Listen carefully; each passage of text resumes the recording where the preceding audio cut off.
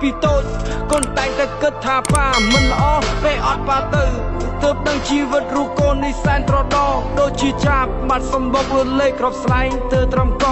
ជីវភាពបាត់មេគ្រូសាធ្លាប់តែមានបែជាក្ររូបកូនដែលជុំចង់ឲ្យលោកប៉ាលោកធ្វើត្រឡប់ប៉ាមកវិញហើយតែភ្នែកនឹងខ្លួនបានត្រឹមតែយល់សពនៅសល់តែរូបថតប៉ានៅតាំងពីលើសាសពគាត់រាងកាយលោកបាត់វិញ្ញាណកូនស្រែកឃ្លានលោកឪពុក Hello ប៉ា Hello ប៉ាលេងបាននិយាយទៀតហើយវាសំដីកូននឹងលោកប៉ា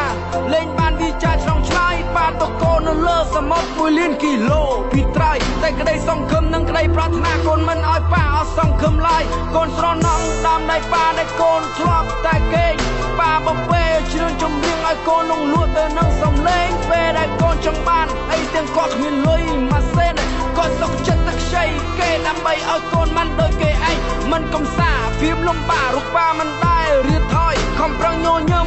ទាំងលោកទៀមទុកនៅពីខាងក្រោយវ័យលោកកាន់តែចំណាយសុខភាពក៏ទន់ខ្សោយញើប៉ាហូរជាស្បៀងមិនជូនកូនឲ្យដល់